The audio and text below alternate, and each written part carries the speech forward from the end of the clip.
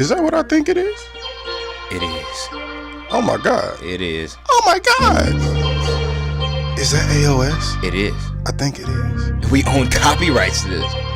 Fuck you, YouTube. You cannot copyright claim me. It was Arizona It's our shit. Better put in what you really want to get. I got niggas that I'm House of Spades. Doing bids. What's good? Shit crazy. Can't let Episode 73. Can't lie, I feel good, man. We might just let this one rock, bruh. Can't even lie to you. You know what? It's dope when you have like your own anthem. You know what I'm saying? As a squad, they're like that's some dope shit. Motherfuckers haven't done that shit right since Rough Riders. Not only that, but this shit should be #1 on Billboard. Fucking Sicko Mode. Real shit. Just saying. Sicko Mode is a good song, but fuck it, ain't our shit, so It ain't who gives a fuck? It ain't this though. You know what I mean? Feels good to have ownership. Oh yeah. Feels good to see my niggas getting paid. Own your own masters. See my niggas working. Royalties. Hove never lied. He did not lie to you. One more brush. Y'all gotta go check this out, One man. more fuck. We are fucking back. Real right shit. back in your ass like we never left because we didn't, nigga. It's probably been only, 13, 14 hours? Who knows, nigga? Like, but we've been doing mad episodes lately. Like, I told you we was going to take over 2019, damn it. I told y'all. yeah, I told y'all. Big week. Big week. I ain't never lied, big not things. one time, not yet. Damn Big it. things. Big things, man. Episode 73, Millennials Podcast, House of Spades Media, No Remorse Podcast Network, in this bitch. More tune for your head top. Mines. We just gotta ramble off all the Drake ad libs for to show excitement. First off, I'm gonna feel a little like I don't like the delivery of mans. Like, don't call me mans, bro. Yeah. Like, don't call me mans. Don't call me mans or dem. Yeah. Man, I'm not mans nor dem. Dem of death. Neither. Like, I'll whoop your ass. Don't call My me name is dem. Busy. Fucking bitch. Anyway, shout out to Toronto. Who the fuck are you? The one and only motherfucking, dare I say it, great and powerful Busy Black. The Kango Don. Motherfucking Kwame Khalifa, as I'm known in some side streets of Detroit. God damn it, I'm out here. He didn't say even a main road. He said side streets. Known on the block on Second, nigga. Ask around. Ask your uncle, nigga. You do be kicking it with mad uncles and shit, drinking like nasty types of beer. Whoa. Who? Well, no. I'm about to say, It's a couple niggas. Yeah, shout out to them. It's a couple niggas. You know what I'm saying? We all. I haven't done that in a while, actually, but I hang out with a lot of grandpas too. Grandpas are cool, white and black. You old spirited ass nigga. Yeah. You ever had lunch with an old white man and heard how he thinks about life and shit? You know, make you think about shit different. Absolutely not. But I could see the inspiration behind it, maybe. Yeah. Like a old white man at 73 has completely different stories than an old black dude. Well, today, yeah. It's fucking crazy. When we 73, it's gonna sound way fucking different than it did as the old motherfuckers. Well, when our time being 73, it's gonna be a little different.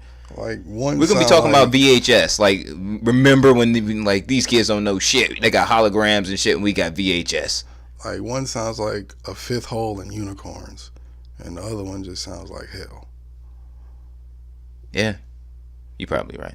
Shout out to everybody that got the fifth hole reference. The more holes, the better. Who are you? It's your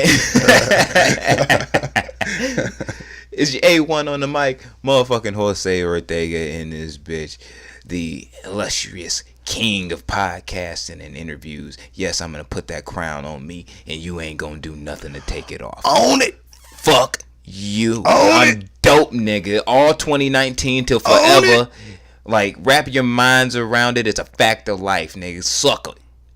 And that's no disrespect to any nigga out there doing their thing, but it's disrespect to any nigga out there doing their thing. Exactly. No, it's not. Which means you can do you. But it is. But you can't do you better than I do me in not. every single lane. That's just real.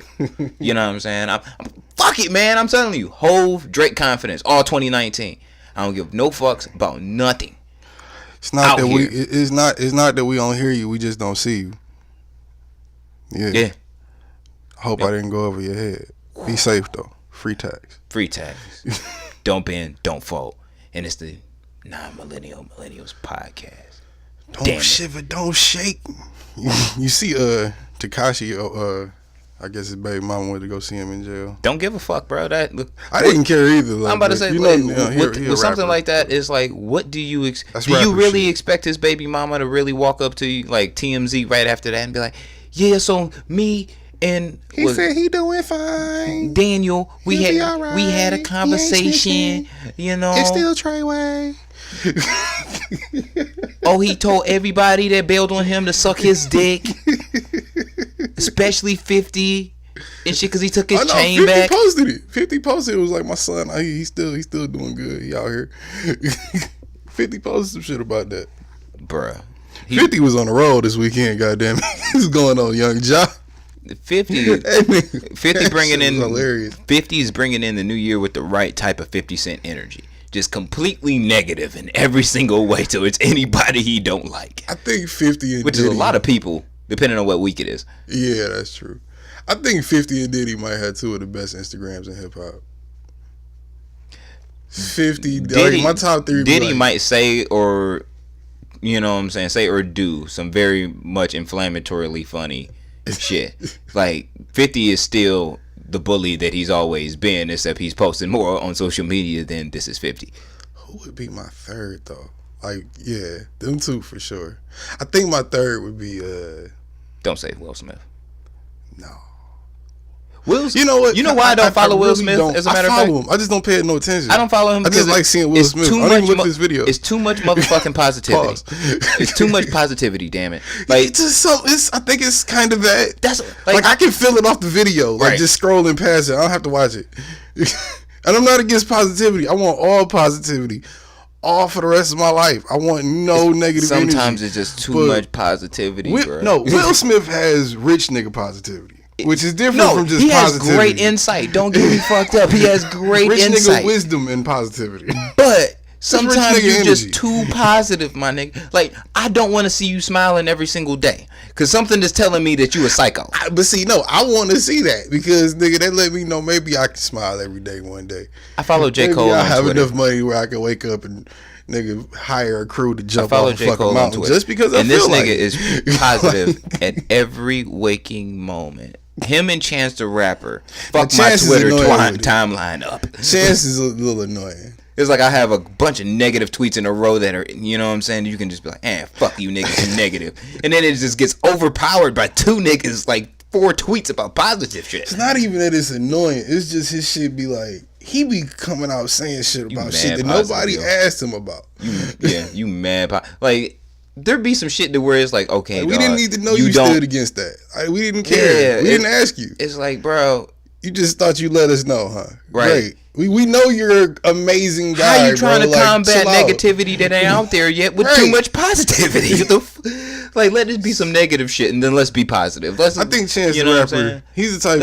Let's be complacent with our mood for a minute. I think he's a real vibes based person. J. Cole? No, Chance the Rapper.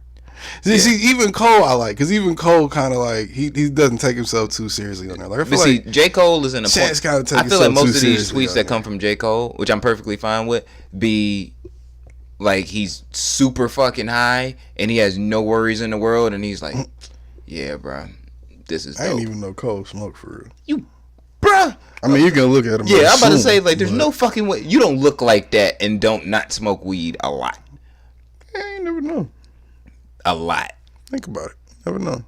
Bruh. We've met a few people.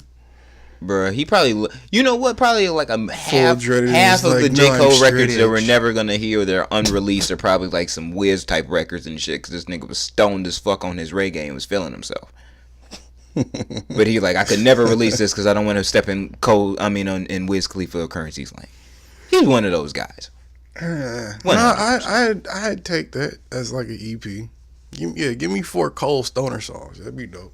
Speaking of Cole, like that, was it Revenge of the Dreamers 3? Yeah, I know nothing about this. It's a Dreamville collaboration that's dropping. I've seen all of his artists. J. Cole, JID, all them niggas. And they got like a whole list of like features, like Big Crit's on the shit. I think Juicy J's on the joint. Like he got like it's a lineup. He ain't released the track list like yet for it, but he released that shit with a joint with JID. Outside of Boss and JID, I've seen all of his artists, but I've never heard them. And even Boss and JID, I've heard probably a verse each. I heard part of DiCaprio too from JID, and I actually fucking like it. Yeah, I heard whatever was his last project. I heard everybody was talking about it. It was Yeah, hard, DiCaprio but too. It never jumped on my radar. What like throws that. me off about it is that like Not I that think it he's a shouldn't good have, artist but and shit, especially from, like an Atlanta nigga with like a certain type of sound. Like Yeah. he almost mimics like a Kendrick Lamar sound, but he's spitting it in his own Atlanta-ish type way, which sounds dope. You know what I'm saying? I fucks with the shit. But like a lot of motherfuckers, like I wasn't hearing his shit like nowhere. Like I just kept seeing like Cole tweeting about it and Baz tweeting about it, and like his project was hard. I was trying so hard not to like his project for some reason, and I don't know why, but that shit was hard than a motherfucker. You just got an internal hater that just wants to hate on things. I don't like the way Sometimes. Baz look. What the fuck does his look have to do with anything? I don't know. He looks weird to me. He looks untrustworthy. But How? So? Not fucking doing no business with this nigga. so, nigga, I'm analyzing artists in 2019 like I look at everything else now. I gotta know what you doing in life, bro. See, I can't do that. I gotta know if I I wouldn't trust listen to no music. I wouldn't listen to no hip hop. because it's like, bro, listen to the same niggas I probably Trust and listen to rolled now. with Kanye for a long Minus a time, and now it was like all of 2019. Well, matter of fact, half of 2018, I was feeling quite salty because I felt deceived, and that's real. I felt deceived. You do too, damn it. Yeah, with You a know good what I'm saying? reason, you should feel deceived by Exactly. Kanye West. Exactly. If you come from that way of consuming Kanye West, you gotta think the way white people consume Kanye West. They just think this is just super creative, crazy Kanye. He's just being Kanye again. Nah, that shit. This one was a little different. Yeah. And like I said, I'm still gonna listen to the nigga music. I don't know why y'all niggas is so angry about like niggas streaming motherfuckers' music that they upset with. Some songs, man, you just can't beat it. You just gotta play it, bro. Look, fam, I'm all for what, you know what I'm saying? If you still fuck with Kanye after all this shit, or you still want to listen to his music, by all means do so. I'm not going to do so because I don't care to hear him speak or say anything in life. But if you can get past that shit and just say like, yo, it's just for the music, because I don't give a fuck about the music now. It's like win, lose, or draw. I just Not don't. that I give a fuck It's about like it, really. no. What I'm saying is like if it's see what he's good, gonna if do. it's bad, if it's okay, I don't give a fuck. I don't care to hear Kanye speak. That's my own personal viewing. That's fine if you listen to it though. I'm just gonna think that I'm gonna have some questions for you. Like I know your stance on Kanye West, but if it's just like someone else is like, oh yeah, like I listened to that new Yandi that came out in 2030 when it was supposed to come out in 2018, like, and it was fire, and I'm like, oh, that's great for you. You can kind of apply the same logic to, and I guess we might as well get this out the way since it's probably the darkest thing we're gonna talk about. You can kind of apply that shit to R. Kelly because motherfucking Jada Pinkett was on Instagram talking about some. Now, how the fuck did like everybody's mad that the music spiked? Like he got like a 20%. Yeah, I saw spike. that shit. He I got saw a that shit. 20% listener spike. That shit came since through this my shit phone came as a out. notification. Like his shit spiked in streams from Spotify, Apple Music, and everywhere else. Like we supposed to be boycotting R. Kelly, my nigga. Like He bruh. made Ignition. And like I said, we came in right under the radar before this shit hit the fan. All y'all niggas that still was that listened to R. Kelly over the weekend.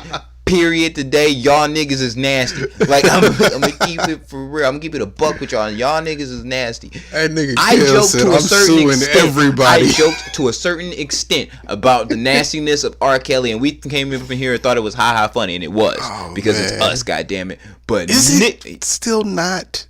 it was still funny. So I'm gonna just say, like, our delivery of it is still funny. But nigga, once you find out more, like if you're an ignorant motherfucker and you didn't watch Surviving R. Kelly, which it didn't happen in like the last episode where we talked about him didn't air yet.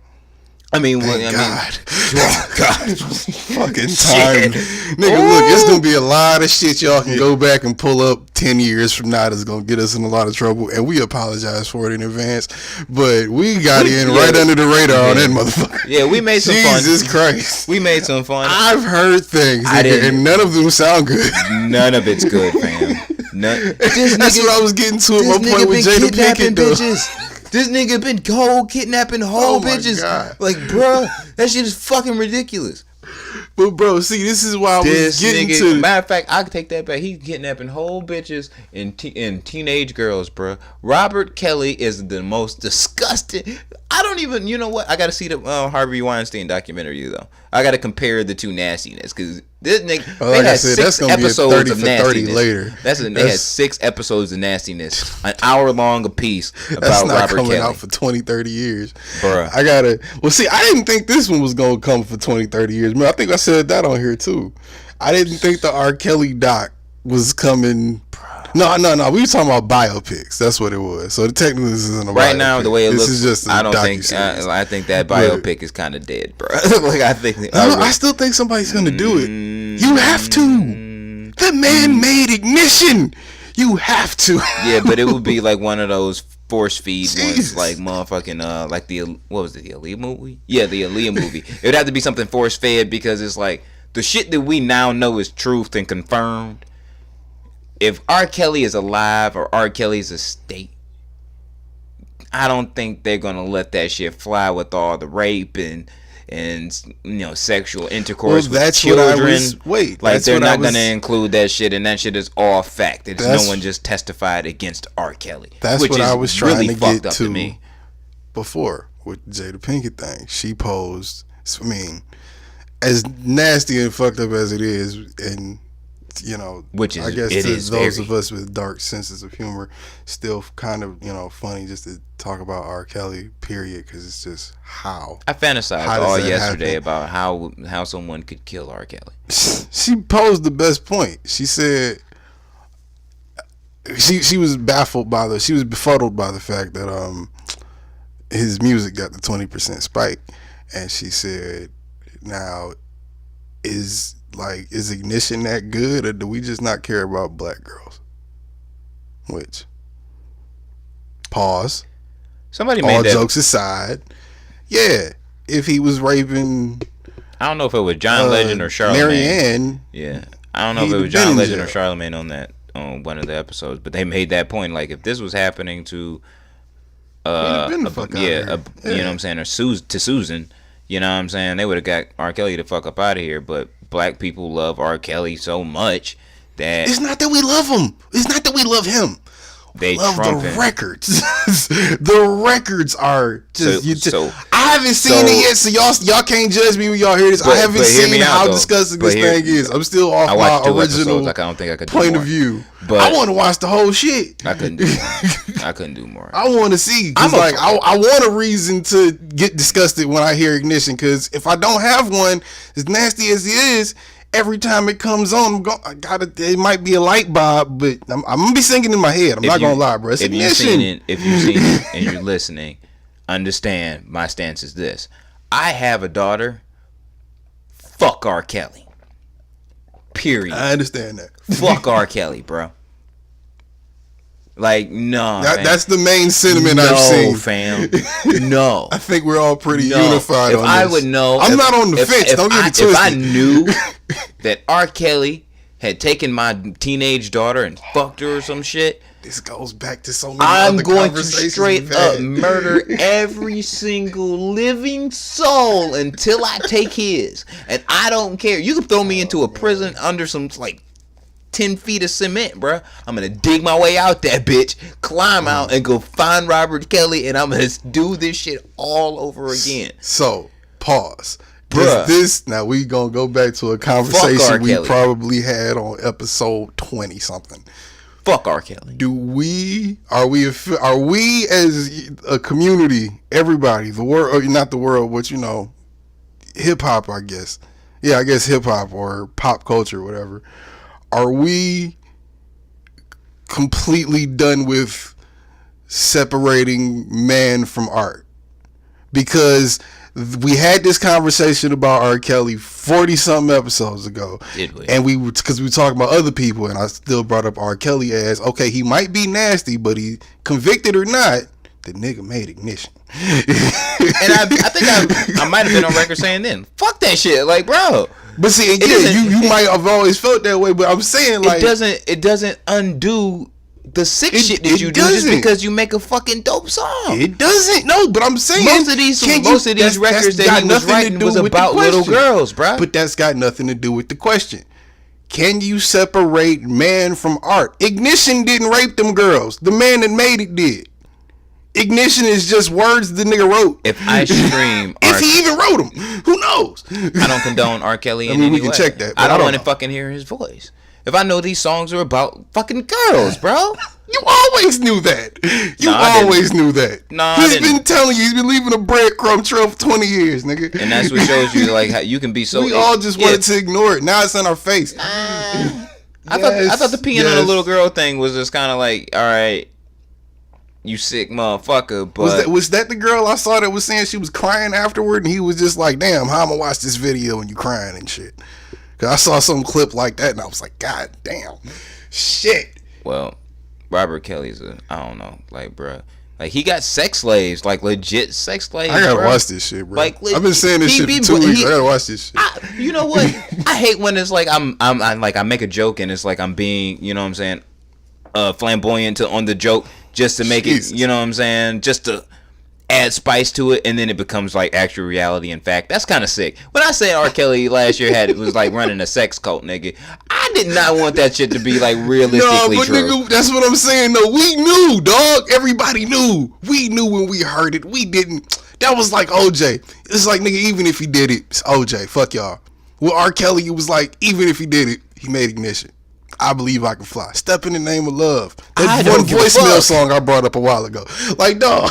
It's like, I don't give. Like, it'd be different for OJ if he was just like, this entire time has been like stabbing the fuck out of people. He killed 2 people on one particular night. This nigga, what a time to be alive. This nigga Robert Kelly has been like raping and molesting these girls for well over 20 years, bro. Bro, he was 27 when he fucked Aaliyah, and she was 15, yo.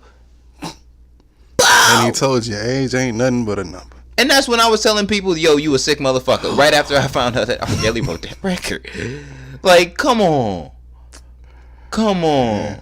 Breadcrumbs, nigga, breadcrumbs. Yeah, that should be the name of the episode, breadcrumbs. And if you don't fucking know that, like, dog, we gotta mute R. Kelly, bro. I'm with those Me Too people on that movement, bro. Like, we gotta mute the fuck out of R. Kelly. We gotta get him the fuck up out of here, bro. So that's, but you still haven't answered the question. What question is that? Down the middle, every artist from here on out, since we gonna rock this PC boat and this is how we living now. Not that those are 2 separate issues. I'm not blending the two. I'm just saying, from here on out, are we no longer separating man from art? Does the man have to be righteous while the art is still amazing?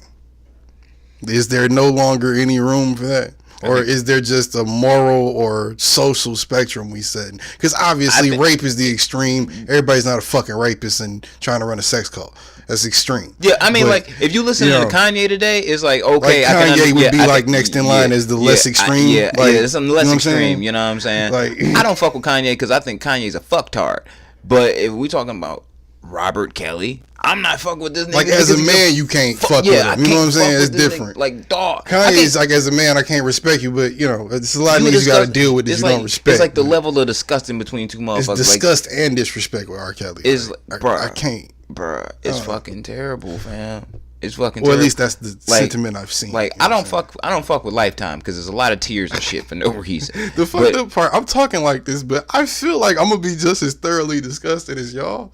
But I know I'm gonna be high watching it, so it's gonna be I was high when I was watching it, nigga, and it was disgusting. Just talking about it and thinking about the little clips I've seen, just like, the fattest cone of all time, and then went to go watch these last 2 episodes with my baby mama, and I was like, yo.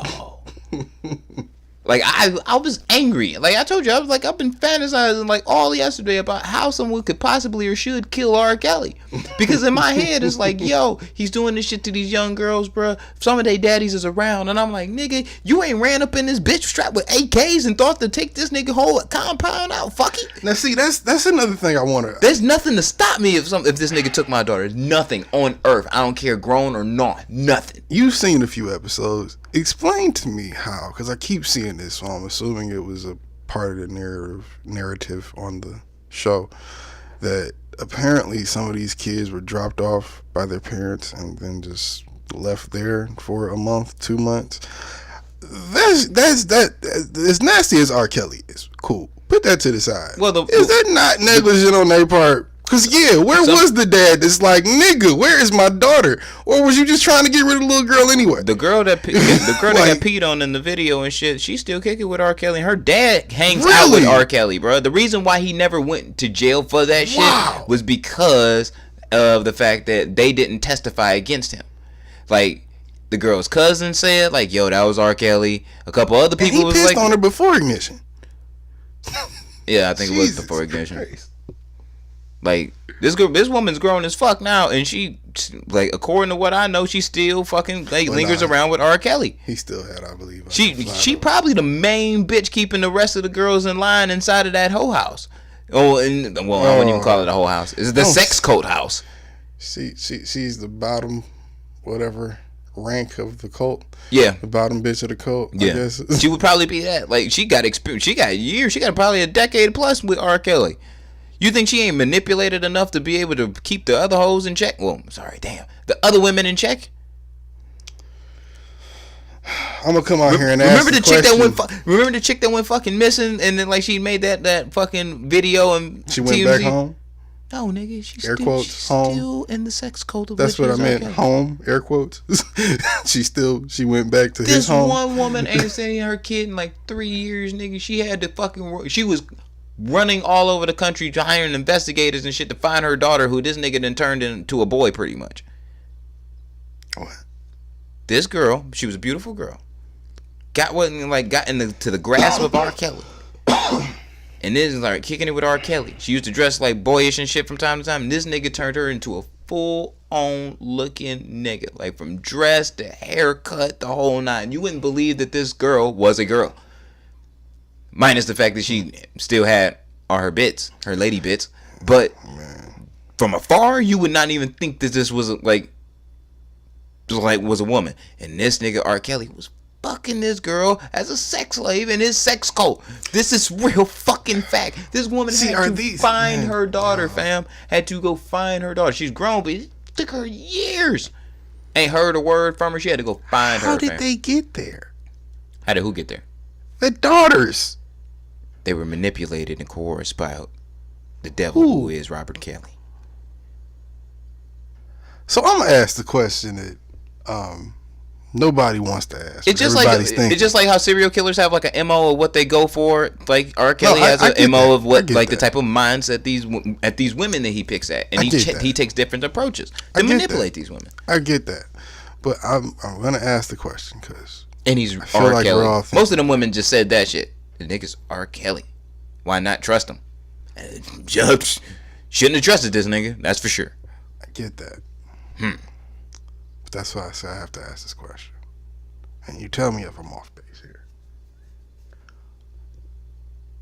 What in the fuck type of game does this nigga have, or was he raised with, to where he get him hooked like that? He's Robert the Kelly. Gayer question: how big is this nigga's dick? This nigga gotta be rocking, dog. How you do that? I've had a bitch that was hard to shake off, but nigga, he won't even, he want him there. Like, think about it. When you made ignition. I'm not saying this isn't a sickness, but like when you made ignition, like he did, and just to justify it, like to add to your point, you made ignition. Like think about what that takes. These women absolutely motherfucking love you, bro. You doing this and you made ignition. You gotta do both. Going in from the jump. So all you gotta. Everybody not wired like that. real shit, all you gotta do to successfully just smash a girl probably in his situation would be like, oh shit, I'm gonna show some interest. She gonna get, you know what I'm saying, jaws gonna get wet because I'm Robert Kelly. I'm gonna get this bitch to the crib and it's gonna go down. And that's all the fuck you really have to do. The shit that he does in between that to fucking like manipulate these women is different. Like he'll start texting them, yeah, I'm gonna help you get the, you know what I'm saying, help you with your music, this, that, and the other, whoop, whoop, and wop, we gonna work on this, that, and the other. And now all of a sudden, now you kicking it in the studio with Robert Kelly. And before you know it, you fucking Robert Kelly and you in the studio with him, and he's supposed to be trying to help you with your career, your dancing shit, whatever. And before you know it, he's like, yo, and this is what he told a lot of these women, yo, you just gonna come live with me. You gonna quit your job and like come live with me. And you go and you think like, damn, oh, then 1 turns to 2, yep, and 2 turns to 3. Yep. And it's like this ball, like, bro. From the 2 episodes, I'm like, we thought that nigga was broke. He's trying to pay for bitch's life. No, it's not that. It's not that, bro. This shit is fucking evil, this nigga fam. said, hey, darling, how you doing? You want to wipe the face of the Pied Piper? And then it turned like, and then it was like this one woman and shit. He got like, he didn't like the bitch moved. Damn it. Like, because these are victims. I don't want to say the B word. These women, like, he got this woman to quit her job.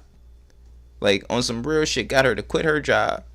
Flew her out to where this nigga was. And then proceeded to tell her, like, look, you ain't the only chick. And you gonna come and live in the house with me and my women. For sure? Cool. Gave her a room. There was 3 other women in that bitch. And there was a sex room called the Black Room where he would do all types of disgustingness to these women. Just like foul, all types. I want to see one of these tapes because according to him, according to them, he records all of these shits. I want to see one of the really, really bad ones. Like I want because the way she was describing it was like some shit that you'd see like in fucking a hostel or something. Like for real. Now I've heard they investigating them in Georgia. They should investigate him everywhere. The fuck? I'm saying though, what technically speaking, right? If you can, okay, the mindset and all of that shit and the action is, you know, what he was doing with them is a whole nother thing from what I'm about to say. It's disgusting. There technically isn't a law against talking bitches into coming to your crib to smash. Exactly why. Time out. If you end up with 30 and they don't want to leave and you don't necessarily want them to leave and you're willing to oblige with whatever needs and wants they have, that's not a cult or nasty. That's he would just put a nigga he would literally put these women on punishment. Nigga.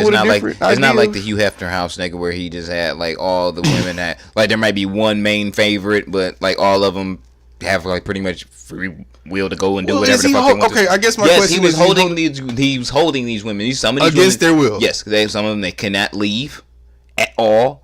They can now this is R. Kelly. He has to go do shows. Right, Robert Kelly. How would they? What's the protocol for keeping them from escaping the house? I'm just curious. He would bring the bitches.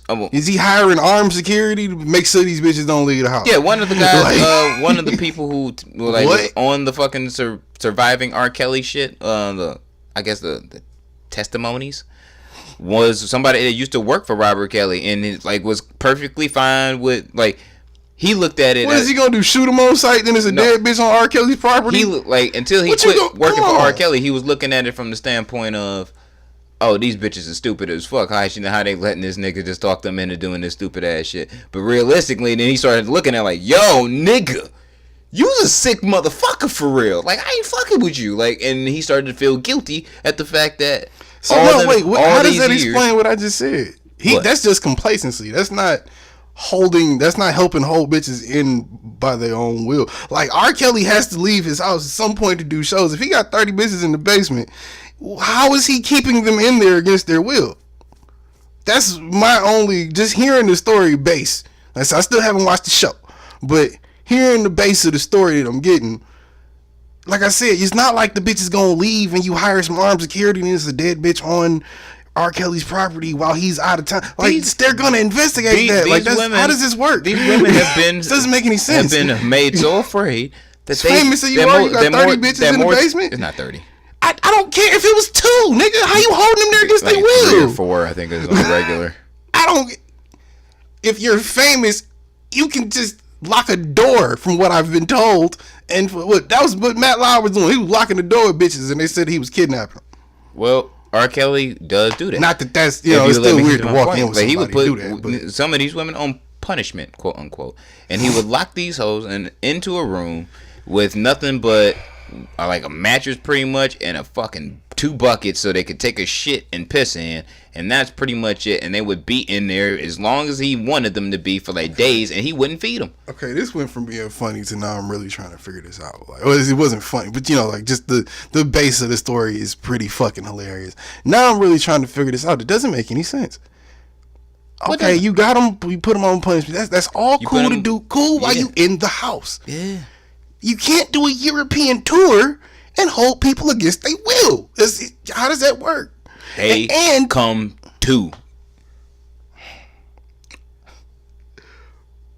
Once again, you're R. Kelly. Mm-hmm. These are grown women or teenagers at the least, right? You're going to walk through an airport at some point. You couldn't pull one of these TSA. What are you going to do? Beat you in front of them? Come on, this is R. Kelly. Even if you taking them with you, bitch, walk away. Yeah, but not saying not Stockholm trying to be syndrome, weird though. about it. I'm just saying That's a real thing. Stockholm syndrome.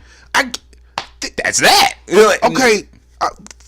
Until you get afraid enough to be able to fucking leave, and that's what a lot of these women have done. That's basically like unwanted complacency. Like you taking this shit even though you don't know you had to take it, but you're taking it because it's what you're used to, pretty much, right? Yeah. Right. So he's threatening these women's lives, and I don't know why, for some reason, like how, like threatened to kill them, threatened to hurt their families and shit like that. Like, this is coming from Robert Kelly, bro. You gotta like come to grips with this nigga. Is that's fucking sick? It's just blowing my mind. It's blowing my mind. Watch the shit, bro. Watch one episode and it will blow your fucking mind.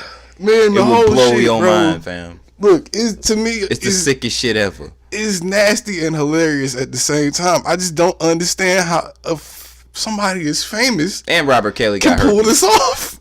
Can you imagine this nigga trying to rob a bank if he can pull this off for however long he's been pulling it off? Like, come on, bro. Well, seriously, real shit. This is the deal. This shit is like, my mind is like going through many explosions right now. Like, bro, the victim. How do you pull it off? The victim never testified against R. Kelly, and that's exactly why.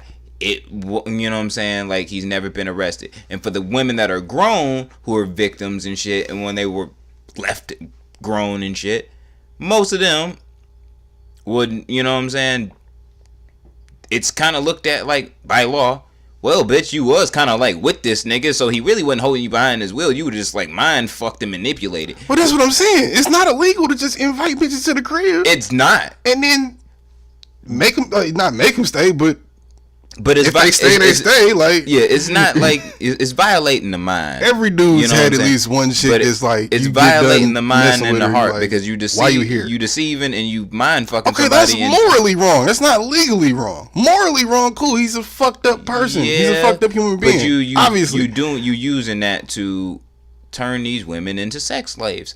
That's not cool by no means under any circumstance. So let's break down the mindset of a pimp. Oh yeah, I already called it. Yeah, that's what it is. That's exactly what it is.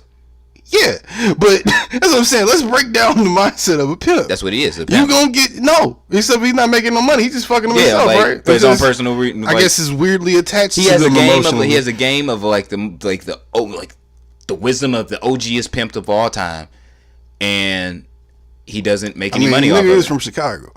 Like the old nigga from Chicago. He uses that same skill for his own personal gain to keep these women consistently under control. Because, like I said, like, there's no way on earth that you can make this shit shake without having one main chick that's keeping the rest of the hoes in line at some point in time. There's no fucking way. So I'm thinking, like, yo, who's been with this nigga the longest? And the fact that some of these women have been around this nigga for 10 years plus, somebody is keeping these hoes in line for his ass. He ain't doing it all the time. He can't. Like, there's not enough time in the day to realistically cater to a bunch of women all at one time. That's why I said let's break down the mind of a pimp. A pimp usually recruits women that he knows psychologically or at least emotionally are weaker than him, that he can check overpower. For R. Kelly. Wait, okay, you can overpower. Now, when you get the girl in your to use your words, grasps Clutches in your palms. Once you get her in your hands, you would ideally put her on some corner and have her go fuck other people for money, which then you will keep for yourself, and then see that she has all of her needs and wants fed from, whatever money she brought you back, but it's all yours. Or, whatever way you want to break your money down if you're pimping. Now, and then, times it by however many bitches. Just on the base level with that, it's not a crime. Doesn't become a crime until he puts her on the corner to sell pussy. That's when it becomes a crime. Everything before he puts her on that corner is just attachment. Exactly. Call it Stockholm Syndrome. Cool. Yeah. I believe Stockholm Syndrome is a little bit more. I don't know. I've never dealt with a chick with it, but from what I've heard of it, I thought it was a bit more severe. Because if that's the case, there's a lot of people walking around with Stockholm Syndrome. Not that he couldn't find 10 chicks that he knew just probably wouldn't be able to resist him if he kept them around long enough. But at what point at what point do they know that they got families and shit? Like, they don't want to see their kids, they don't want to see their parents and shit. Like, no, they never leave. He keeps them from seeing their families. So how does that work out without the person then going without you? Unless you're under some fucking spell, which this nigga's no magician. That's a part of what a cult life is. You training bitches. Like, that's brainwashing. I get that. Remember, like Iceberg Slim's book about training a bitch, right? That's how you keep them. I'm talking about when you described and actually say it within. It's not illegal to brainwash a motherfucker. It's not. We're talking about the sickness of the shit. But that's just morally wrong. You see what I'm saying? Like, yes, it's morally wrong. There's no crime committed. So if you niggas are just mad at how he likes to get his dick wet, that's one thing. But he fucking little girls, Bear. Like, how many teenagers have we seen him fuck? 3. That's not 3 too many. I know. Bro. That's what I'm saying. Not that that's not 3 too many. It's obviously 3 too many. But I'm saying I'm trying to figure this out. I'm trying to figure this out. I'm trying to figure this out. I'm not discrediting the kid that we literally saw him fuck. That's a problem. But according to court, he was acquitted off that and been clear ever since. So if I'm going legally speaking, everything I've seen since then, nasty nigga or not a crime, but just talking to bitches and making them your trophies and collecting them and wanting around you. Now, whatever process mentally they go through to get where they just end up maybe scared to be around him, that's one thing. But then you should, obviously, it's easy to say you should go tell somebody. It's kind of dismissive. I get that. It's not what I'm trying to say. What I'm trying to say is R. Kelly is a famous black man that has to tour the world to perform and make money, and there's no way he has enough money to constantly keep this up and this not fall apart. So I'm saying, just the fact that he pulled it off is like, what the fuck? How do you pull that off? But then to hear that maybe these bitches are scared, or these women are scared for their life, or they just love him, that doesn't make you wonder a little bit. That doesn't make you want to examine R. Kelly's brain. Like, come on, bro. Nasty nigga or not, morally and socially is unacceptable. I get that. Psychologically and legally, I'm having a hard time seeing it. From what I'm getting. I'm sure emotionally I'll feel away and shit when I watch it. It's going to be disgusting. Like I said, I'm sure I'll be thoroughly disgusted when I'm done watching all 6 episodes of this shit. But sound like a nigga pimping to me. It is pimping. It's disgusting. That's what I'm trying to figure out. So if y'all niggas mad at the pimping, I don't see what you mad at. I'm mad at this motherfucker touching little girls. I'm mad at that's something to be mad at. I'm mad at all. Like, first that's off, the only illegal thing we brought up. This is where the fuck my shit draws a line and we off this shit because it's actually fucking my mood. I'm mad at all. You spent almost an hour on I'm mad at all these stupid, whack ass, pussy ass, hoe ass, fuck shit ass parents who actually watched or sent these kids to R. Kelly. Yes, and goddamn it, you know this nigga has your kid if you just forgot about him. If you ain't loaded up straight up to the teeth with the block and ain't knocking down every door in Chicago and looking for your kid, you are a bad parent. Fuck you. Fuck the manipulation that R. Kelly put based upon you. On that. That's on the parents. Fuck you. Like, because then even if you got the women brainwashed, that poses the question, last time you seen her, you knew she was with R. Kelly. Why the fuck you don't go try to find R. Kelly? You didn't want to see your kid? I got a lot of holes in this, bro. That's what I'm trying to figure it out. Somebody had to be talking to somebody because somewhere else. R. Kelly ain't was got mind that much fucking money. The parents too. He's trying to say like, oh shit. Come on, bro. Yes, R. Kelly not no fucking genius. He's not mind fucking 50 people at once. Get the fuck out of here. Watch these gullible. No, Man, I can believe it. I can believe that shit. Because that's the most far-fetched thing I've heard. I can definitely believe that shit. Because you know why? We haven't had no reports of somebody shooting the fuck out of R. Kelly or at least killing the security guard. I guarantee like I said, I'm at least taking out 3 guards at the very least. Very least, I'm taking out 3 guards before the fucking police taser my ass and guns me down, nigga. Running for R. Kelly. We need to examine R. Kelly's brain when he dies, fuck bro. That nigga, because that nigga, if he's doing that, bro, if this nigga is on some, I don't even know what some anti-super villain shit like that, or no, I guess some super villain shit like that. Jim Jones was a co-leader too, nigga. He was a sick fuck. Bro. So fuck hard. Jim Jones. That nigga was dead. No, this is different. He killed motherfuckers though. No, like, this nigga not even killing people. He's just fucking. Yeah, get the fuck out of here, dog. Sex crimes is a fucking crime. What's next on the docket, man? Fuck that nigga. I can't wait to watch this shit. Oh, since we're talking about shit to watch, motherfucking Netflix, man, they out here fucking up, bro. What's going on with your peoples? What you talking about? This was my beef with him. I'm still gonna spend my money with you and go watch weak ass Bird Box and catch up on my Black Mirror. But yeah, Black Mirror was the most disgusting thing I've ever seen. But well, I guess we'll talk about that one. We don't need to. Excuse me, Jesus Christ. Oh yeah, well yeah, y'all. He finally watched Black Mirror and shit was disgusting. Moving on.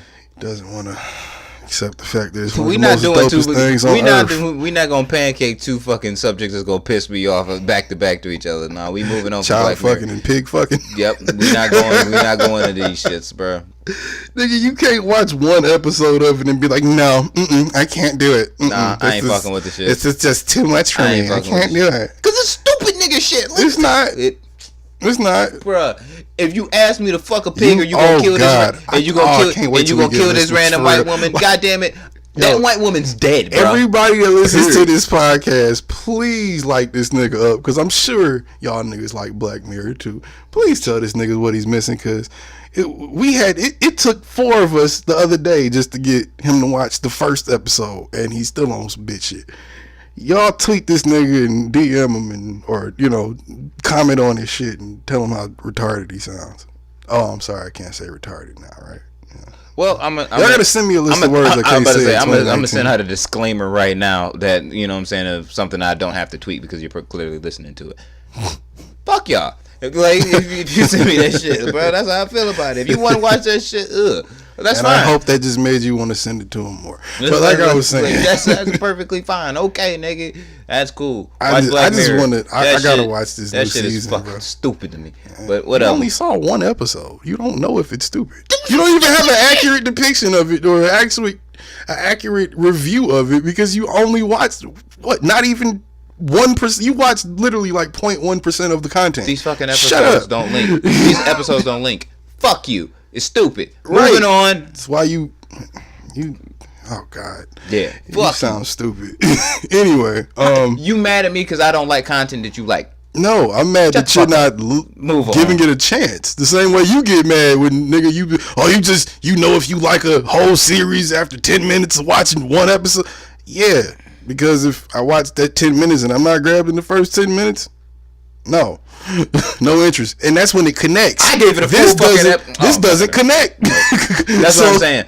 Miss me with that shit. If we're moving down in the same fucking order of stupidity and fuck shit, and I gotta keep watching this dumb shit keep happening in a circle, fuck that. The fact you think is that is your problem. I'm done with anyway, like I was saying about Netflix. Bullshit. You watch 1 episode. You get rid of the whole fucking episode. You make 1 decision. Fuck out of here. Anyway, a whole episode doesn't even exist off of 1 stupid fucking decision. Like what? A whole episode doesn't exist. If this nigga turns around in the chair and says "fuck you" to everybody in the room, I'm not fucking no pig God. on camera to Joe, save this shut up, stupid ass nigga. white woman. Okay, then why do goddamn it, niggas write? Why do niggas even write movies then? Why do you even write things? Shut the fuck up. You That know shit good and is- goddamn well it's mad movies you see where you be like, oh well. So shit, that if was a nigga so had that was just the done ingenious that, it wouldn't idea. even be a That movie. that's the ingenious Anybody idea can that say you that. came up with. That's the What? ingenious idea that you came up. We're gonna write an episode where the prime minister has to fuck a pig. That was one episode. Shut the fuck up. I'm done. 8-episode season. So that was the intro to. That was the shocker or the shock value of that episode to get you to watch the next one. Lost. Most people aren't, as I guess conservative and uptight as you, to where you see something like that and just get so. I cannot fuck with a brand like. Oh, this is not me. So that's you. Cool. You don't like it. You don't like it. I ain't pussyfooting it. It's stupid You are. shit. You haven't watched all of it. You don't know. You don't No, know I'm if not you gonna even fucking like. It's the wa- same what director for the fucking whole season. You what don't even know fucking if you sense like all of the content he's what producing. fucking or I any don't of it. You watch. You basically listen to 10 seconds of a song. You ask With that analogy. No, you trying to counteract me like yours with mine. I was trying to move on. Now you trying to argue about Black No, Mirror. because that shit- I was trying to get to the Hassan Minaj shit. Because the shit pissed me off. Because you like I don't care if you watch it or not. I told you that last time. because you acting. I don't care. Because you acting like, oh shit, if it's 10 minutes, you said it to me. If it's 10 minutes or something, I'm watching it. If it don't grasp me, then it's like, fuck it, I'm off. That's when it connects. I clearly told you that's when it connects. Game of Thrones, I did it. A couple Showtime shows, a couple HBO. I've done it plenty of times. If it all connects and this is gonna be the path we're going through, I need to know in the first 10 minutes what I'm getting myself into. If I'm gonna spend 9 hours watching this shit, if it's a different form, a different story, different characters, every episode, yeah, the first one might be fucked up, bro. Let me see what they do with the second one. Everybody like this shit for a reason. When it's separate, that's how I think. It's not how you think. That's fine. I don't give a fuck if you never click it again. Fuck out of here with So this like Black I was Mirror saying, my whole thing of bringing up even Netflix was the y'all niggas trash for Bird Box because I pretty much get what it's about just from looking at clips and shit on YouTube Fuck and hearing Sandra niggas Bullock, talk too. about it. Well, not fuck Sandra Bullock. I like Sandra Bullock. I don't like Sandra Bullock. Until she start acting, I don't get want to see shit that she in. I pretty much get the gist of the movie from all the descriptions and clips I've Playing seen. the same 40-year-old And it woman for the looks- past 20 years. Fuck out of here. We just had this conversation. Motherfucking, I'm probably not gonna watch that The shit. female Keanu Reeves. I'm mad y'all motherfuckers think she can act. Nah. There's so many other white women before her that you could put on that list. Come on. What? Fuck Of outta here. trash? The female Keanu Reeves. Keanu Reeves got classics. Sandra Bullock got classics. I'm And talking even about- if you want I'm to talking compare about the acting two, ability. Sandra Bullock is a better actor than Keanu Reeves. Nah. Yes. She carried Speed. He carried the Matrix.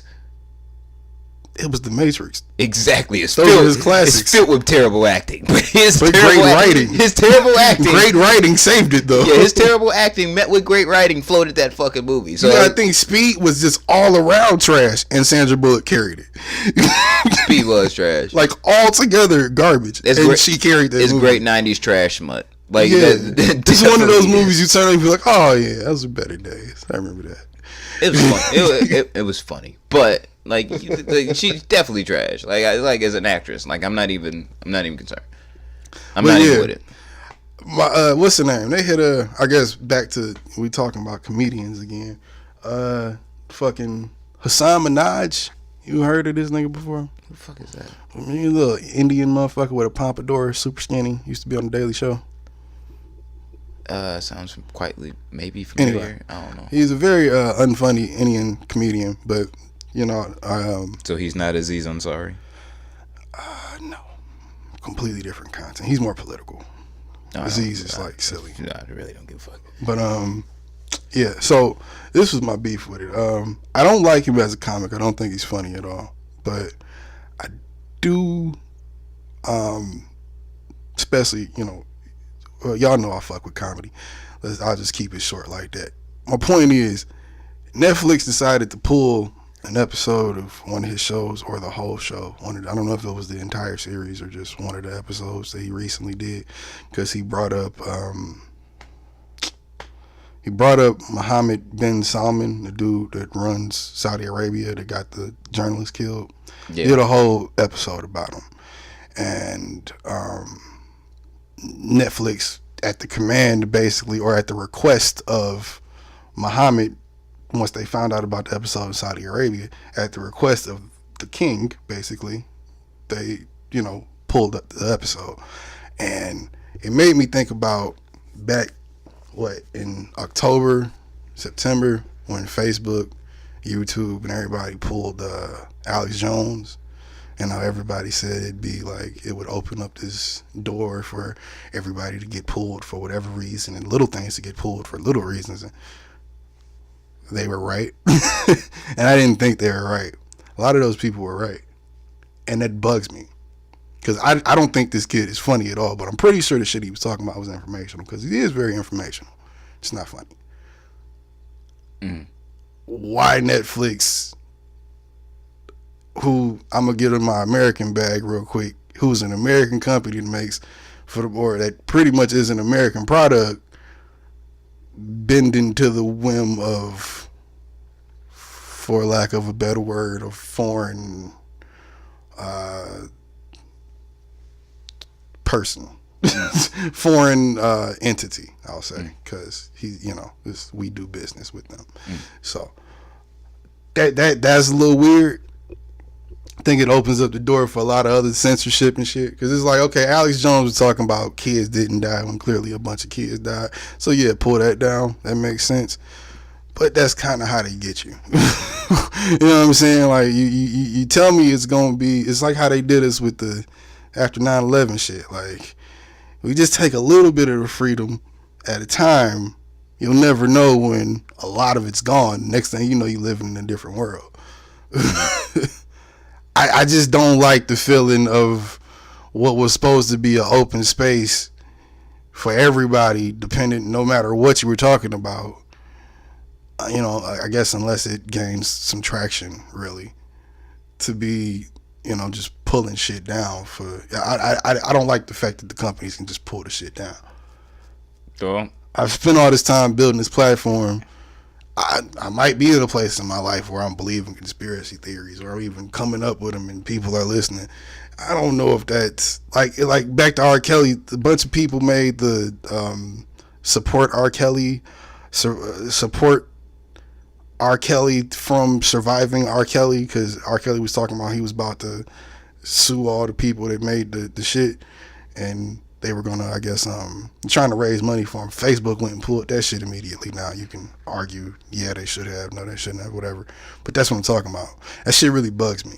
And the fact that Netflix did it for King Muhammad is kind of crazy. That kind of bugged me.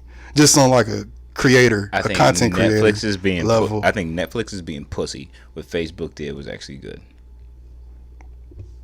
Well, see, that's what I'm saying. That's part of the problem. With Netflix, it's like you're trying to stop somebody from continuing to have the finances to be a sexual deviant. When with Netflix, it's like, I mean, with Facebook. Yeah, I mean with Facebook. But you're not even stopping that. Yeah, but on the Netflix side, it's like, really, why the fuck should you care? One, and what political type of maybe I'm just a cat. Like what political type of influence that are you going through to where it's like, yeah, a joke is made about somebody else from a different foreign country who killed a journalist, yeah, or whatever, but you're saying, like, when this nigga's mad about it, we're just gonna take it down. Like, what the who the fuck are you talking to, yo? It's one thing to crumble a nigga business or a show. It's another thing to crumble a person, and we in an age where, like, the person is the product, and then what they produce is the content. So it's kind of like when you try to come in on one person's thing, it's like you end up kind of crumbling their whole shit, make it hard for niggas to work, i.e. Louis C.K. Different extremes to different types of things, Kevin Hart shit, like it's all of that shit. When they start attacking something, one thing you did for wherever you were at in that, it reflects on everything because you are the product. Like, Alex Jones can still go sell his shit off his website, still put his shit up on his website because he paid for that domain space. That's his. Yeah. He owns that. But ain't nobody else hosting that shit nowhere else. Nah, but... Oh, shit. Trump talking. No. God damn it! Like, what the fuck is it? What, every Tuesday we record, it's just like two subjects and something on TV just has to piss me off. I told you this podcast was gonna give me a fucking heart attack. I'm gonna die in mid podcast. Matter of fact, all you listeners, this nigga might give you a heart attack. Like, when that happens, you know what I'm saying? Just know that you heard it here first. The death of Jose Ortega. For those of you that don't know, it's 9:02 on Tuesday in the PM. We're still in a government shutdown that's quite drastic, and he might be fucking declaring a state of emergency right now. Well, that's what I was getting to. Outside of the government shutdown part, this nigga's supposedly supposed to be declaring not a state of emergency, but national emergency, which means you got to bring Congress in, and it's all to do what? Build this fucking wall. So I kind of want to pause this to listen. Actually, for people like this is what happens when racism, like blunt force racism, ignorance, and all out disrespect gets complete and absolute power. Well, you know what? We got to talk about the shutdown anyway, so I'm sure all this is connected. We're going to be right back with you because I got to hear this. Oh, that was depressing. Well, the smut that is. Smut bastard that is 45 is. Man, fuck this nigga, dog. We're back. And, so about that shutdown. I apologize to, like, all the people listening to how many times I didn't say fuck these niggas on, like, in this episode. Like, but fuck this shit, bro. Like, that shit, man. I mean, I guess he didn't declare a national emergency. So that's a good thing. The national emergency is already been in effect, which is the emergency. And he's in office? Yeah. The government is shut down. Well, we know that. But, you know. That's the thing. The government can shut down from time to time if it doesn't last long. If you just want to get what you want. We going into the third week? Come on, bruh. I think the part that, to me, that was the most. What was the update on it? It wasn't even no update. The shit still shut down. Niggas still not getting paid. There's a million people out of work. They keep putting niggas on the news. Everybody. How much money you got to get through the week? Everybody that's supposed to get paid on the 11th. That's it. From, you know what I'm saying? Yeah, that's their pay schedule. Yeah. Every other week, I think. They not getting every other week. Yeah, well, I read an article where they supposed to, like, the people, like, for TSA, the national parks have already shut down, especially in Michigan. Like, there's plenty more that's been, like, welfare first of the month come up. That's gonna be fucked TSA up. workers aren't getting paid. You know what I'm saying? Like, they've seen it. Well, I forgot they had a list. According to TSA, they've seen an influx of people who've been calling in sick or using personal or off time. Of course. Due to the fact that they're not getting paid as anybody would. If I'm not getting paid, I'm not fucking working. Kiss my ass. What am I here for? Right. But they claim that there's still an effective amount that is not going to affect firsthand the security process of getting onto a plane and getting through airport security. I mean, yeah, for the most part, our system is good enough to where, a quarter of the government can shut down and we're not, here's the response. A quarter of the government can shut down and... damn, these niggas be making diss records, bro. Like, nigga, one go, the next one go. Like, God damn. Battle rap, nigga. Well, like, the way he pulled, like, we're not stopping it for this one, but the way he put it, like, straight up was like, yo, the government still shut down. It's the Democrats' fault in Congress because they ain't fucking with my shit. But we all knew he was going to say that, though. If you want to live and not get murdered by these murdering, raping Mexicans, that drug smuggling Mexicans, then you won't, you know what I'm saying? Like, you won't be safe. Niggas is getting cut up, burnt up, robbed, raped, killed. God damn. You know what I hated about that? Drugs being sold and heads being cut off. It's not that meanwhile, it's not that I'm half Latino. It's not, you know what I'm saying? It's not that I'm a black Latino in America. What really fucks with me about that is he put that shit on Mexican nationals of being this terrible murdering, drug smuggling, raping people. And yet there was a white man who shot all those people at a country concert. A white American who had American rights to buy firearms. It was a white person who did, you know what I'm saying, an American who did the Parkland shooting. Well, now you're doing the whataboutism like they do. No, what I'm saying. No, what I'm saying you is, brought that up. Well, what about all of the white people? Okay, yeah, what about them? But what I'm saying is neither one of those points solve this problem. No, neither one of the points solve the problem. But what I'm saying is that when you try and paint it as, oh, this is the reason why we want this, it's kind of like you got to look at the other side too, bro. I mean, you know what I'm saying? You got to look at the other side. You can't. You can't just coming from his point. He doesn't. No, he like that's not the way he thinks. But what I'm saying is, like, in general, you can't just call it just a certain types of people a murdering, raping, and people, and your race of people, your national country that you praise allegiance to, those same people murdering, raping, smuggle drugs too. Who do you think helping the cartel, nigga? It's not just niggas. It's not just other Hispanics. It's white folks helping too. They just made a fucking movie about an old white man from here, actually from Detroit, that was helping the cartel smuggle drugs in. So miss me with that. Yeah, the mule, wasn't it? Yeah, the Clint Eastwood joint. Yeah, the old man was from here. Yeah, like, come on, fam. Like, look here. I'm like, let's keep it 8 more than 92. How the fuck think about this? People he don't know how to do that. Like, I'm asking the listeners, think about it like this. If you smoke weed, I hope you are smoking weed through this episode. That's the only way to do it. If you smoke weed, and you've been smoking weed for a while, before the legalization of marijuana in Michigan, where do you think your weed came from? It came from fucking Canada. Like, someone probably drove that Arguable. shit. More than likely. A lot of it was coming from fucking Canada.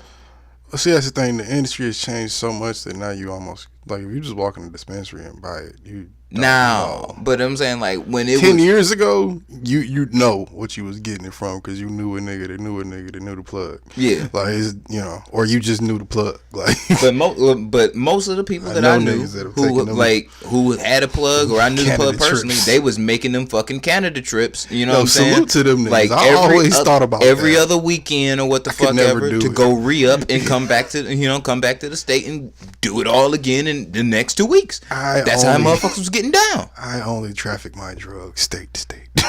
Country to country was always a little bit too much. I'm not, no, fam. My adrenaline. You know what? That's what really makes me leery about going on a cruise where I'm not going to be in near any type of Caribbean country. Not that I traffic drugs.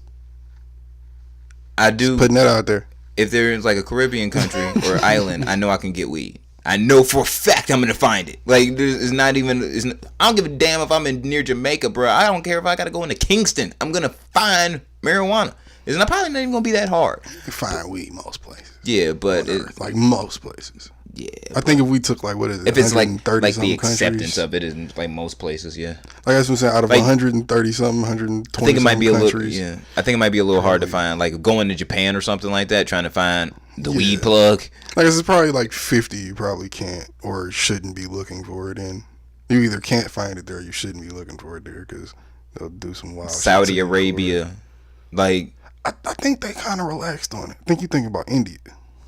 I don't give a fuck, nigga. No, it is. No, it's India that's more relaxed on it. I think Saudi Arabia is still like cut your hand off or some shit like that.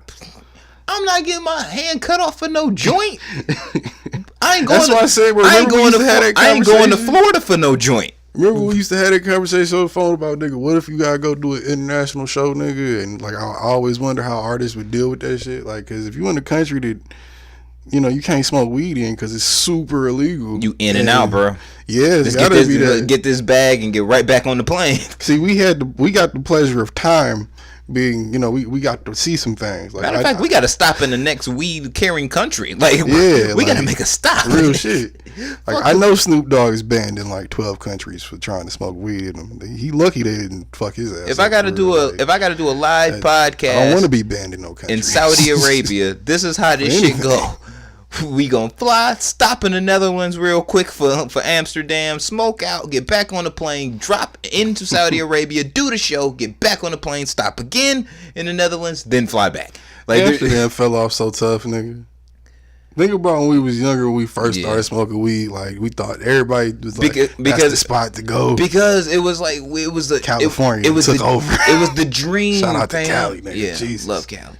But it was the dream, nigga, to be able to, like, yo, you can just go into like a fucking Starbucks and order a quarter, nigga, and sit there on your laptop and smoke. What is this? That shit is crazy, yo. By the way, I think hookah lounges and shops are gonna actually really start popping after like the mass legalization of marijuana. I'm trying to them motherfuckers fell off real hard and heavy, and I think that's gonna be the comeback. See, that's my thing. I'm trying to figure out especially being legal here now. I'm trying to figure out like a way I can sell weed without selling weed, still make like more money than I ever made selling weed. Like that's what I want to do. We can talk about that off air. Of course. Yeah, like that. You niggas find your own business. Yeah, that. Yeah, but government shutdown.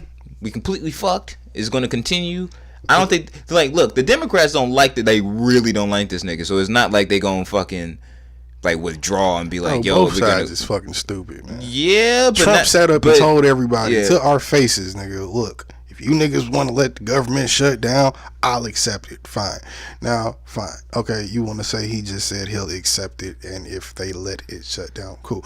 It only shut down because he let it. Yeah, they could have voted on it, but he could have went right behind it and said, no, y'all not doing that. Obama did that. Obama went through like 3 or 4 shutdowns, and I think one of them, they was like, nigga, we'll just let it shut down. I think it was Republicans was like, we'll just let it shut down. And he was like, nah, you're not going to do that this time. Sorry. And he went and overwrote whatever. So it's not like he can't do that. He's just trying to play it stupid so he can get this fucking wall because he knows for the aesthetic of the fucking 30% of the country that still fucking believes his stupid ass that, you know, that'll be a symbol of, oh, well, he did that. He losing mad votes because niggas is losing mad money. I'm going to just put it bluntly. All right, that's what I said. It ain't hit yet. This shit gotta, remember last episode I was talking about, nigga, this shit gotta rock for a minute. Let it rock for a year. 6 months. Let it rock. A year, bro. Yeah. A year. Let it rock. A year of government shutdown. Because then, nigga, I told you niggas 20 episodes ago, this is Rome. We are watching it burn. There's no way to stop it unless we all come to the realization that we can't be complacent with certain things. But we're all delusional. Remember what? We're all sucked into our own little worlds. 2007, 2008 like was like when it was burned. like really bad during the recession. Yeah.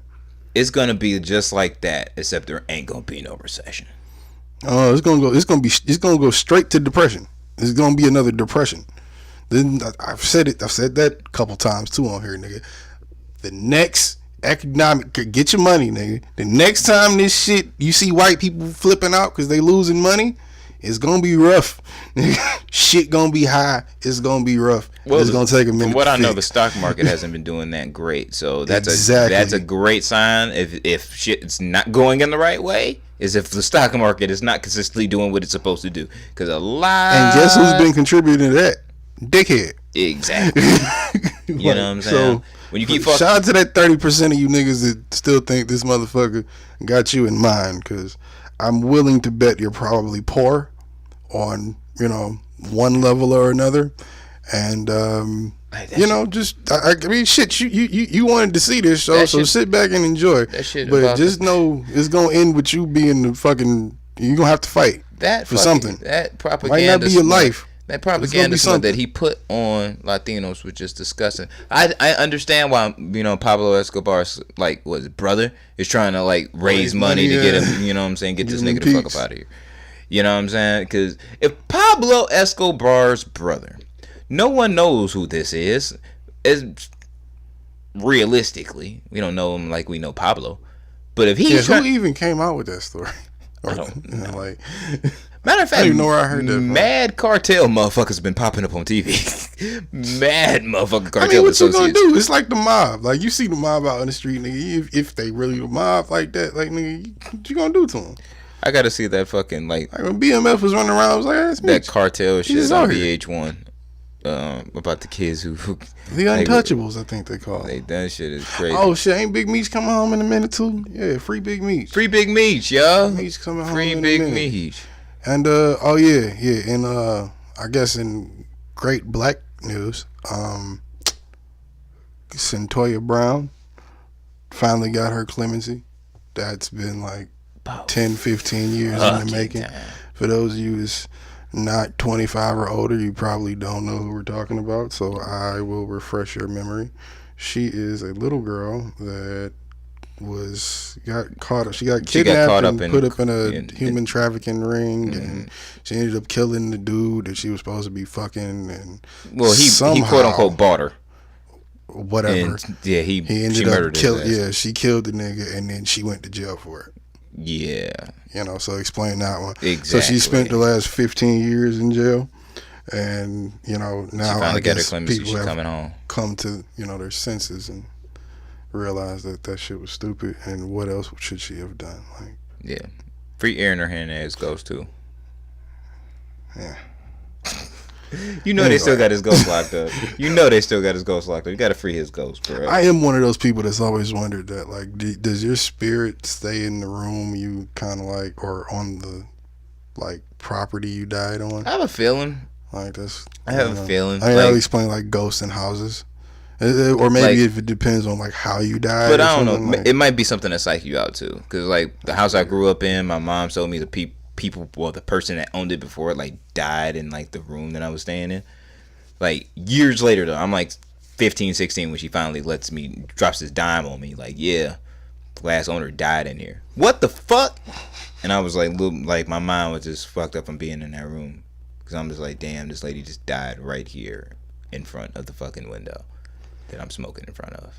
Like, they sentenced that girl to 51 years, I know, like she got the forever and ever, and that and they shit is still gonna disgusting. make her wait till August to come on. Really, Yeah. bruh, that's some bullshit, fam. But I don't give a goddamn. There's not that much paperwork that you have to do to just get somebody to fuck up out of there, bruh.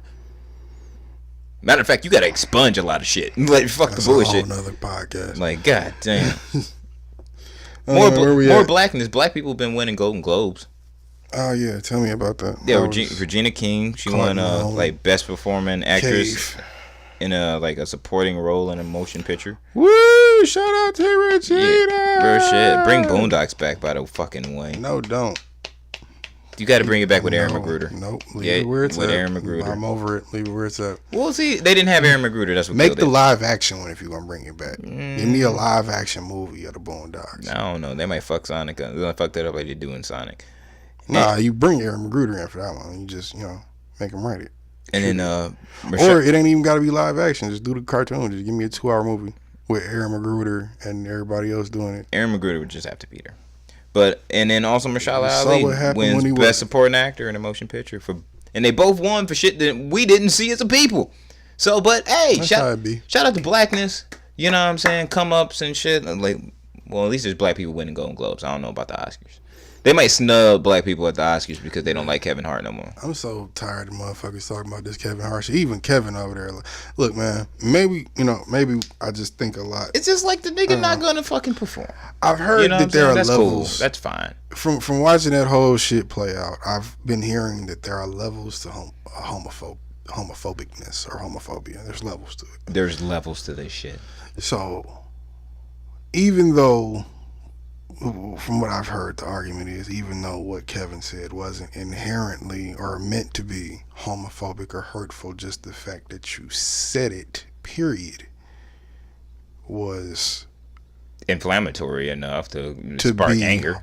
But Yeah. it was a remnant of homophobia, and maybe it's a product of how you were brought up, your environment, whatever. But it's that, and it's not okay. Nigga said it 9 years Nah. ago. Ben apologized for it. Look, I feel my way Just saying. about it, but I heard that argument, and then Kevin said, "Fine, I'm sorry. Fuck it. Look, I didn't mean to hurt anybody. I was just, look, fine, whatever. I get it." It's basically the gist of what he said. Well, then, yeah, but this, when you make a narrative like this, you badgering this nigga over this shit like he's a fucking homophobe, and But he's not. that's the thing, You know what I'm saying? though. That's when you get those fucking like, yeah, I'm sorry, goddamn. Like, But what then the they fuck got you want? into it about that. They said, okay, well, even though he said he's sorry, he ain't had to say it like that, basically. Like, Then nothing's nigga. gonna make you happy. Like, Fuck. so then that Can't brings please me everybody, to my, Kevin. that Get on brings with me that brings me to my overall point of why I even went into it, nigga. Like, that nigga, we don't have a podcast if you niggas is that sensitive. Cause look, bro, if you ain't gonna let people be yeah, where I grew up and came from might be fucked up, so it might be certain things in me that you can't fuck with. How about instead of trying to cancel me, you educate me, or you tell me what's the best protocol to use other than just say not something at all? Because if you start taking away that's segments of the language, just people want to the start making language this shit that I personal. grew up with, and People want to start making that shit personal. Because but they make it personal for the group, like as if all of them feel like this. And it's like, no, it's like maybe 50 of y'all, or maybe even 1,000 of y'all, 10,000 of y'all that feel like that, and the rest, like nobody else even has a voice big enough to care really. So then you get on Twitter and shit. Cool. I don't see what's the point in nitpicking at everything somebody says when you know the type of person they are. Like people, I'm not even getting into that shit.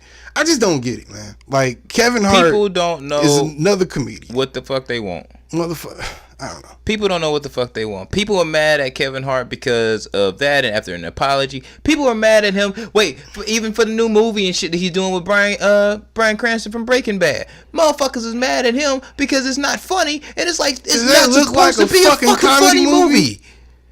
Like the fuck is a man? First off, start off from here. It's a man that's a paraplegic in a wheelchair. Off rip, not they funny. even play sad music behind it. Yeah, what made you think that was gonna be a comedy off movie? Rip, not funny. So like y'all was mad? it a real argument? Yes. Like on the internet? Yes. People are really outraged at Kevin Hart because it is not fucking funny in the movie where it's not supposed to be funny, bro. Every interview he's done in the last 2 years, he's been saying, like, I'm trying to do a drama. He finally did a drama, and you niggas are asking about the comedy? Bruh. What are you talking about? Like, I was... Like, y'all gotta pick and choose, bruh. Like, I need clarity, people want to... I need clarity. It's just a fake outrage shit, because it's like... You picking something to be mad at, because at first it was like the narrative was that's why I don't take it serious. It was like, oh, Kevin Hart isn't doing any roles that are challenging him as an actor and everything like that, and doing the same movie over and over and over again. Does something different, and now you mad. Look, dude, maybe I'm bro. just one of the few people. Maybe just certain people are built like this, like, or built like in this way. Like, I can be comfortable in a room full of people that think I'm wrong or think I'm something that I know I'm not. And yeah, I might, depending on what it is, I might apologize. I might say I'm sorry if I feel like I'm not apologizing twice. See, that's where we get into the problem. I'll give you one, and when I say it, cool, I'll try not to repeat it. It probably won't come out my mouth, or probably if it ever comes out my mouth again, it definitely won't come out publicly. I'll take heed to it, cool. But, and maybe it's when your audience get that big where people start saying, oh, well, you have a responsibility. I have a responsibility to the craft that you're paying me for, not your feelings. Yeah, it's not to make you feel good. Because, like... My whole job is to make you feel good. So, yes, the fact that I did something that made you feel bad, yeah, I need to check myself about that. I understand that, but I also understand that niggas very different ways of communicating all across the world. So just because that sentence I said 10 years ago, or that joke I made 10 years ago, or even how I may have seriously felt about something 10 years ago, ain't the way I feel now. And he's not gonna apologize to all of you people individually.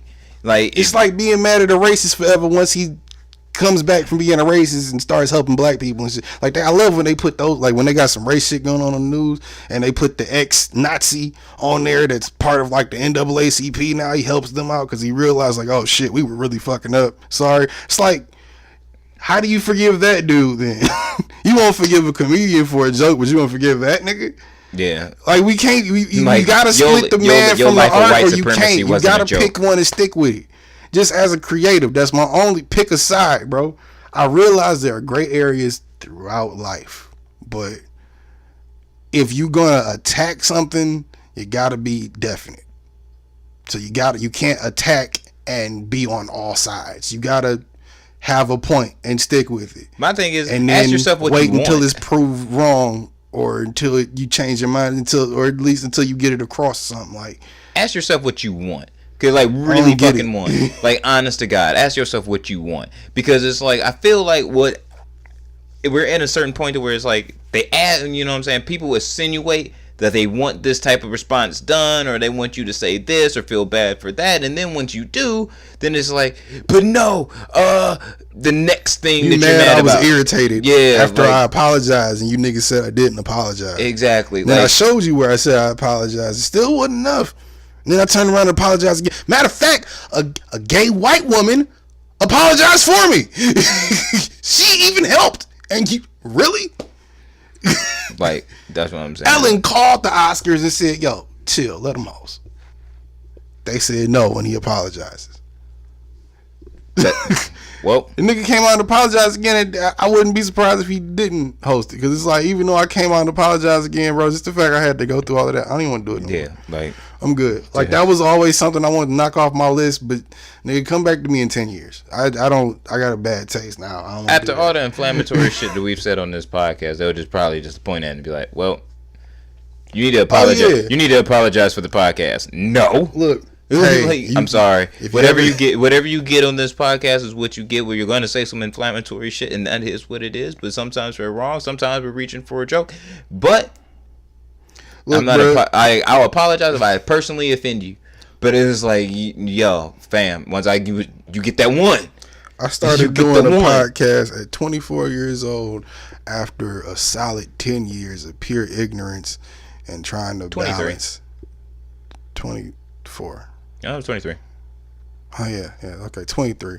And a solid 10, 12 years prior to that of just ignorance and growing. And so, yeah, at 35, if my plan works out and you niggas try to cancel me, quote unquote, for, when I said fag 100 episodes ago, hey, look, sorry.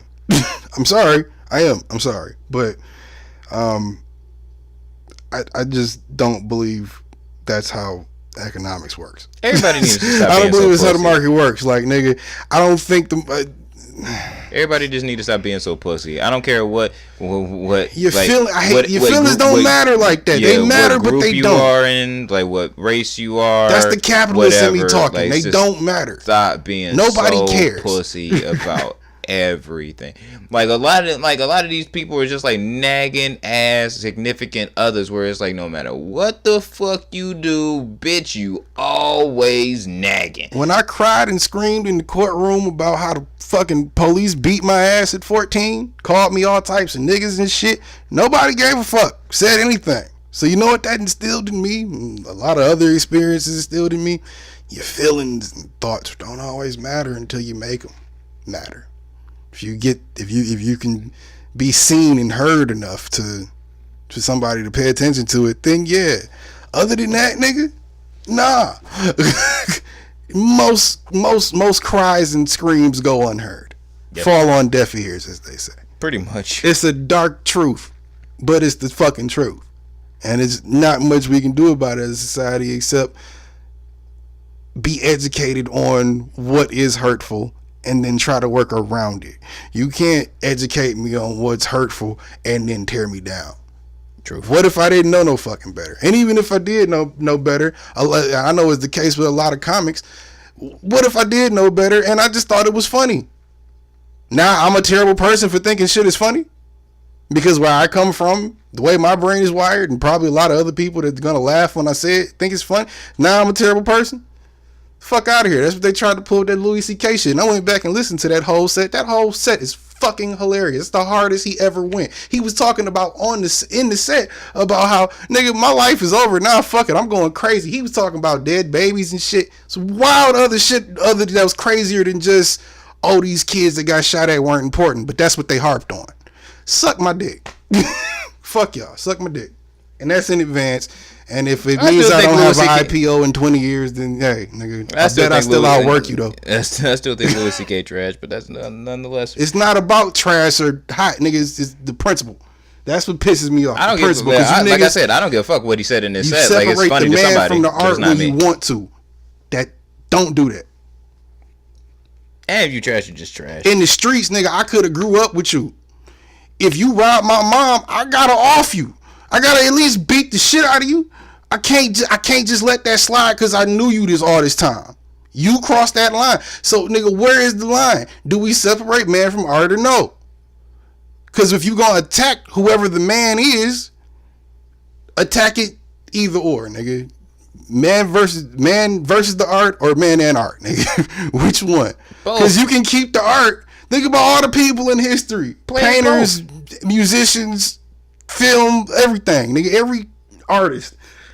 Mad, crazy, retarded motherfuckers. That if you really looked into their shit, might be weird and uncomfortable, but they might have gave us this great product. Walt Disney. We love we always talk about how we can't wait for the Lion King. Walt Disney was a terrible person. And all we do is joke about it now. Why is that any less hurtful now than it was then? Because it's old and was just in the system? Shit, racism is in the system. That don't mean it should just not be addressed. Yeah, but you can flip it as like on a Walt Disney. Yeah, it's cute. Fuck that. No, I don't give a fuck about Mickey Mouse and shit. I don't care if my kid ever sees Mickey Mouse. No one gives a fuck about none of that shit. Yeah, it was based like it was made by a fucking terrible person, but that same terrible person isn't here today. And great, but okay, it's ran by different motherfuckers. Doesn't matter. It started with him. And niggas knew he was anti-Semitic back then. We didn't separate the man from the art back then. We let him rock. Yeah, but if you look at Disney today, after he died, going into today, one of the most lovable brands on earth. Because they don't play that shit no more, bro. The principle of it is it started with that. So if you want to dissect Disney, you gon' come to that foundation. Do you separate the man from the art or the entity? You can't pick and choose. Modern versus modern. Pick one, nigga. With a company, that's different. I see that different. No, it's the same thing. Because you can die. You can die. The next people will motherfucking change up the whole shit. R. Kelly died. That's not gonna mean Ignition not a high record, bro. It's just gonna mean he dead and because he's a dead trash nigga. It's something that he did personally. The Incredibles 2 ain't got shit to do with fucking Walt Disney other than his company. Nigga, in 50 years, Ignition is still gonna turn up some party. And they gonna be like, that nigga died 30 years ago. Who gives a fuck? Fuck them bitches. And just be dancing, talking about toot. And those same motherfuckers are disgusting, bro. We repeat this all through. No, we're disgusting too. We all do it.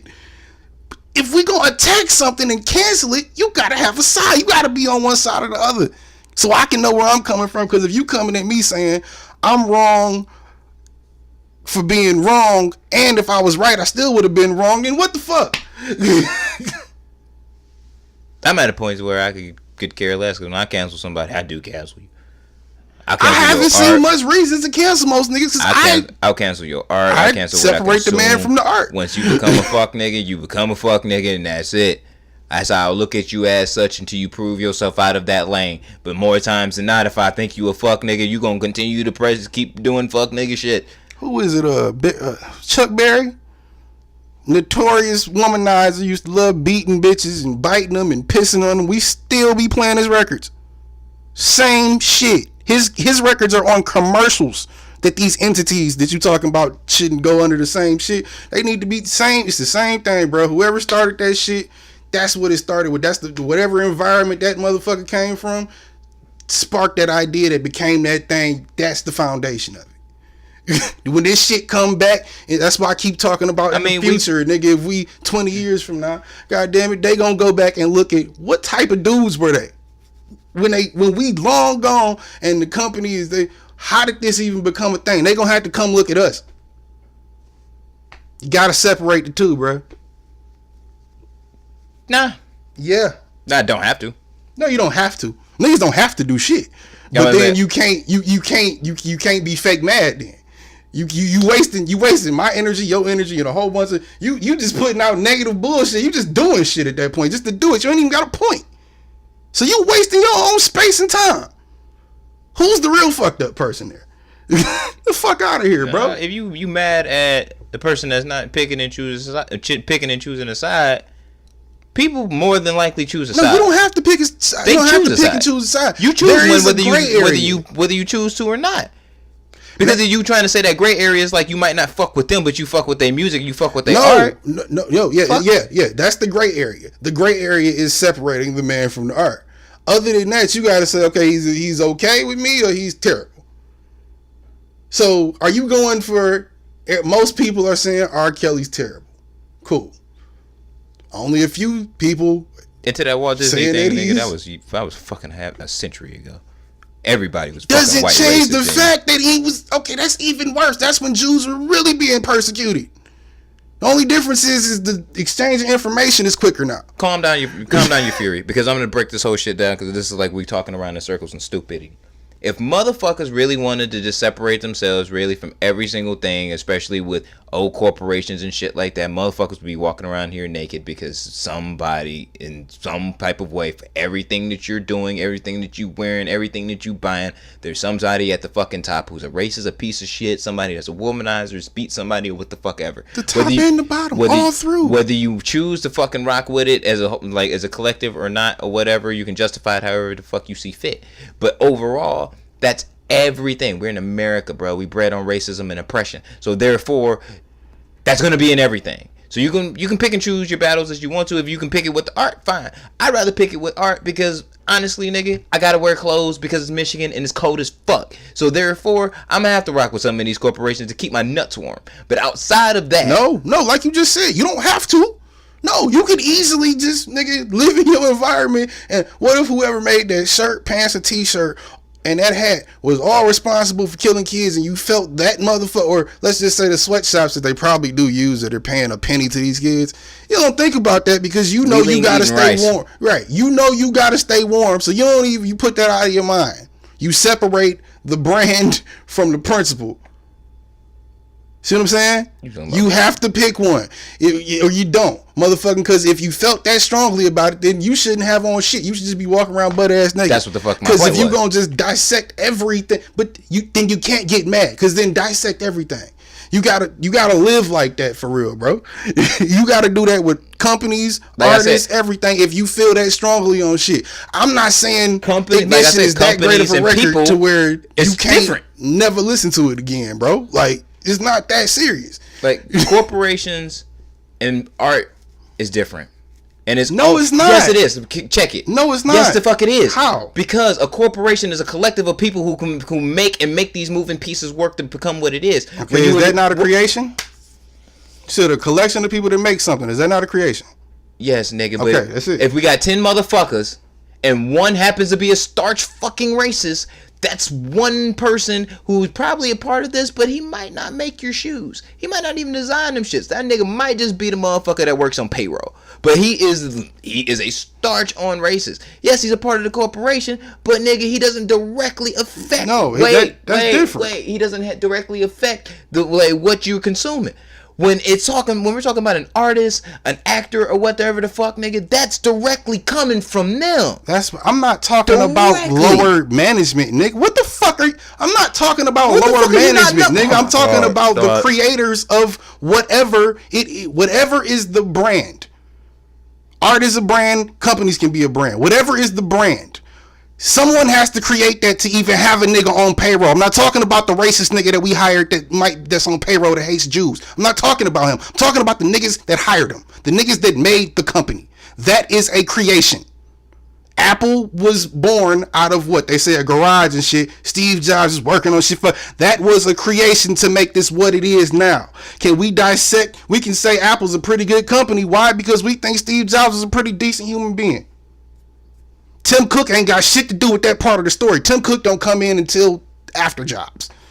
Now we judge it by that, yeah, but we know if we were going to morally and socially dissect Apple, started with Steve Jobs, what type of person was he? That's the creation.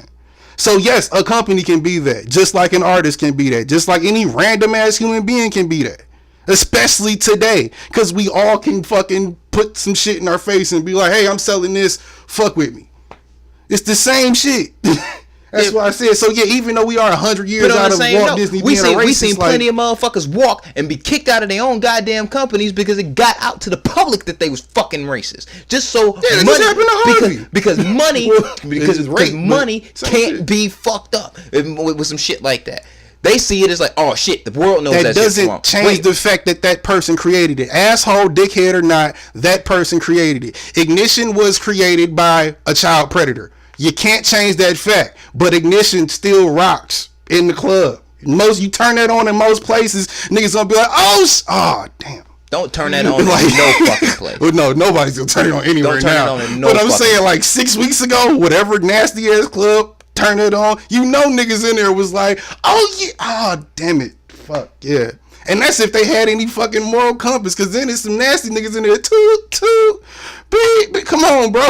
You gotta pick a side. And the only gray area is the dissection. It's good, bad, or other, nigga. And you can't come at me with I'm good, bad, and other. Fuck you then. No. You can't do that to me.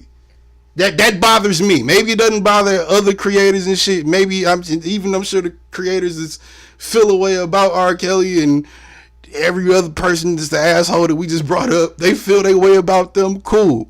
But I guess that's the biggest problem with it, nigga. It's all up for individual dissection. And then humans naturally groupthink. So if I know you hate something and 10,000 other people hate something, now we all got something in common. We might be able to make something shake. That's all Twitter is. That's what makes it so, as beautiful as it is, it's fucking ignorant and stupid and dangerous. Because for that same fucking reason. This might be the most intelligent this podcast has ever been. You know what? You right. I know. And I absolutely, that's what bugs me. And nobody else seems to see this. And I absolutely hate this episode. Jesus Christ. Fuck it, man. We got like 2 hours or some shit, man. Let's call it. Hour 45. Oh, no, hour 40. I don't know. You want to do guess what race is? Get the fuck up. Fuck no. Here. I don't have enough. You don't have no more in you? I don't have enough anger in me to keep going with this shit. I still gotta drive. Bitch, you ain't gotta go nowhere. Fuck you. Drop your socials. Get the fuck out of here.